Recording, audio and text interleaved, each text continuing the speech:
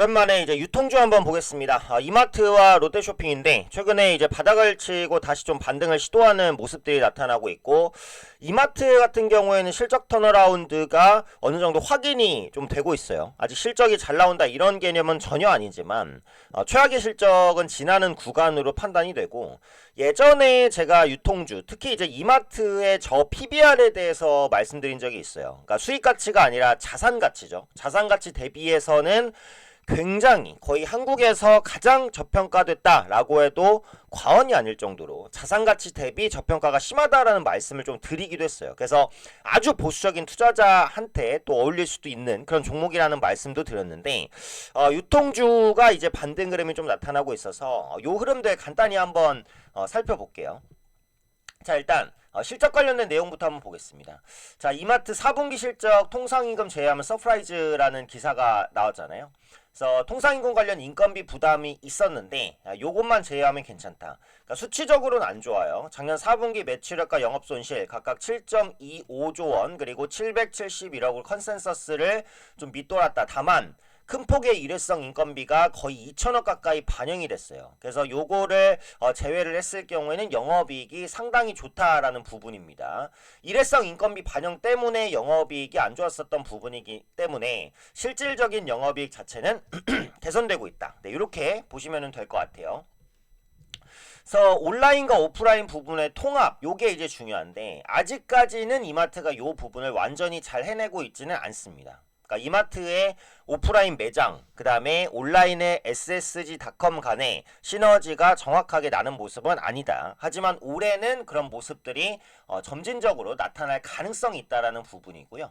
지금 다른 증권사에서도 이제 이마트에 대해서 긍정적인 부분을 말하고 있죠. 예전에 이마트가 급등했다가 상승폭을 반납한 이슈가 요거잖아요. 알리익스프레스와 G마켓 합작법인 설립, 요거 때문에 기대감에서 급등했다가 뭐 시너지 있을까? 이러면서 이제 다시 하락했는데, 알리가 여전히 그 국내 직구 플랫폼에서는 상당히 인지도가 높기 때문에 G마켓과 합작법인은 외형 성장 효과는 분명히 있을 거예요. 그래서 요 부분에 대한 게 저번에 이제 좀 저평가가 됐었던 게 있어서 이게 다시 한번 좀 부각이 됐습니다.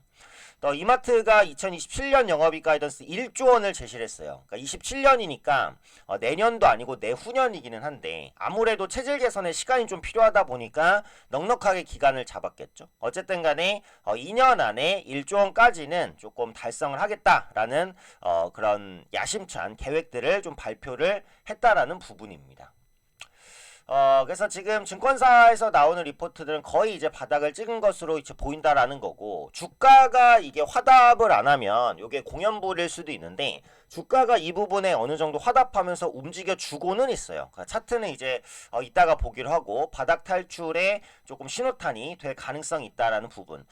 물론 내수 경기는 여전히 안 좋습니다. 소비자 심리 지수도 별로고요. 그래서 유통업이 갑자기 살아나기는 좀 어려워요. 요즘에 자영업 경기도 굉장히 안 좋은 게 사실이기는 하거든요. 근데 어찌되었던 간에 이제 주가라는 것은 선반영, 그러니까 소비 심리가 여기서 앞으로 더 안 좋아질 것이냐, 뭐 현재 수준을 유지할 것이냐, 조금이라도 살아날 것이냐 라고 봤을 때 단기간은 아니겠지만 한 3개월, 6개월을 두고 보면 조금이라도 살아날 것이다. 시장이 조금씩 무게를 두고 있다. 요 부분이죠. 그리고 이제 중요한 게 결국 자산가치다. 이마트는 자산가치로 이루어진 종목이다라는 말씀을 많이 드리는데, 재무제표, 이마트의 재무제표를 꼼꼼히 살펴보면 다 나와 있지만 시간 관계상 간단히만 보면 요거 하나 말씀드릴게요. 연결 재무제표 상태표상 현금성 자산이 얼마죠? 이게 지금 100만, 1000만억, 10억, 100억, 1000억 조입니다. 2.1조 원이에요. 2.1조 원. 현금 및 현금성 자산이 연결 재무 상태표 기준으로 2.1조 원입니다. 근데 지금 이마트의 시가총액이 요게 안 돼요. 그렇기 때문에 상당한 가격적인 메리트를 가지고 있다라는 부분이죠. 볼까요? 어느 정도인지? 네, 여기서 한번 보면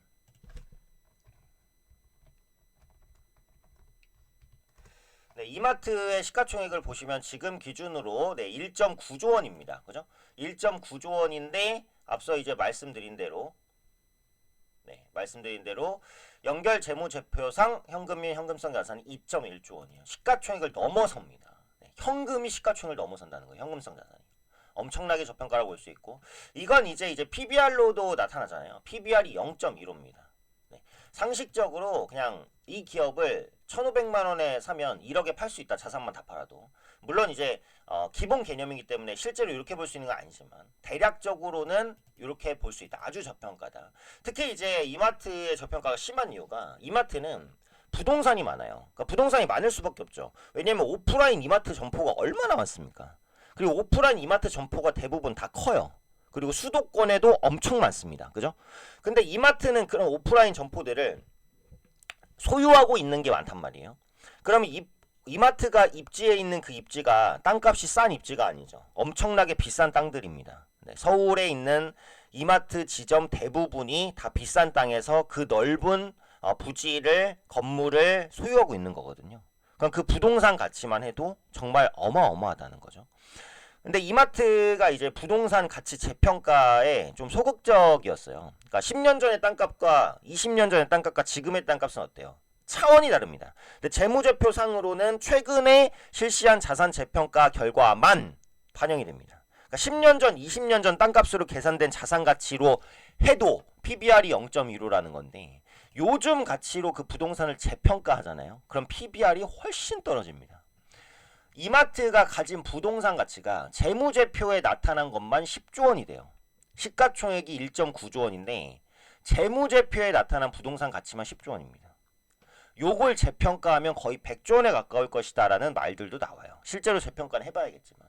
그래서 부동산 가치 대비 주가 하락률은 최고인 기업이다. 다만 그동안 못 갔었던 이유는 결국 이제 자산 가치 대비 싸다고 주가가 움직이는 건 절대 아니거든요. 그건 그냥 싸다라는 걸 의미하지 상승 요인은 아닙니다. 왜냐면 그동안 이제 이마트는 실적이 너무 안 좋았고 실적 가시성도 없었고 유통주에 누가 관심 있어요? 진짜 아무도 관심 없잖아요. 그리고 해외 직구에도 밀리고 알리, 테무 이런 곳에도 좀 직구에 쉽지 않고 요거랑은 좀 관계가 없을 수도 있지만 뭐 위메프라든지 이런 사태 때문에 유통주의 심리가 조금 안 좋아진 부분도 있고 신세계 건설 이슈도 있고 여러 가지 악재들이 너무 많았어요. 그러다 보니까 시장에서 소외됐죠. 성장주와 정말 180도 정반대에 있는 종목인데 다만 최근에 이제 코스피 코스닥 지수가 어쨌든 바닥을 찍고 올라가는 상황에서는 낙폭과대 대형주에 대한 관심도 커진다. 특히 자산가치 대비 저평가가 심한 이마트 같은 경우 실적 개선이 조금만 나타나도 턴어라운드가 가능하다는 거죠. 최근에 있었던 주가 상승 요게 이제 알리와의 합작법인 설립인데 다 토해냈고 다시 한번 올라가는데 여기 장대양봉에 대량 거래가 실립니다. 그죠? 그래서 이전과는 좀 달라진 체력을 보여질 가능성이 있다. 그래서 이마트도 현재 시점에서는 주가가 상승할 여력이 충분히 있다. 기관과 외국인 수급이 어때요? 전체적으로 보면 괜찮죠. 네, 빨강색 외국인, 파란색 기관입니다. 이게 긴 시각으로 보면 양매수거든요. 개인만 판다는 거예요. 그래서 실적 기대감이 조금씩은 올라오고 있기 때문에 이 저평가를 탈피할 수 있는 요소들은 생겨나고 있다. 이렇게 이제 보셔도 될 것 같아요. 롯데쇼핑도 조금 올라오고 있는데요. 자, 롯데쇼핑도 보시면은 국내 실적 보지는 좀 어렵기는 한데 해외 실적이 좀 반등하고 있는 부분이죠. 내수 돌파구로 낙점한 동남아시아에서 뚜렷한 성과를 내고 있다. 베트남, 인도네시아 전략적 중심은 프리미엄 쇼핑몰 K푸드 내세워서 현지 시장 안착.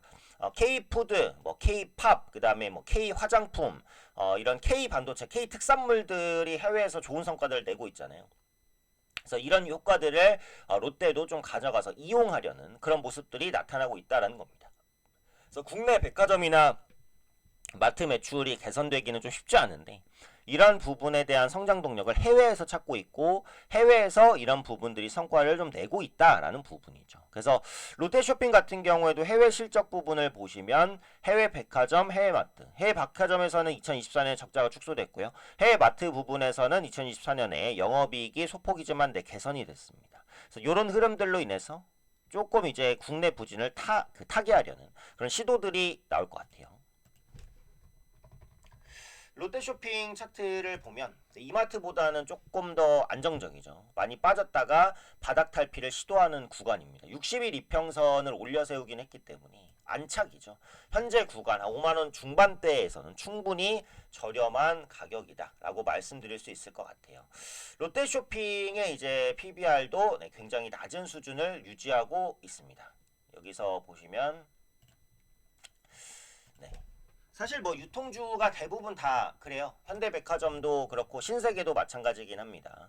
롯데쇼핑도 PBR 0.16배로 이마트와 수치상으로는 큰 차이가 없죠. 이건 역시도 부동산 가치를 재평가하게 됐을 때는 훨씬 더 저평가 구간으로 들어갑니다.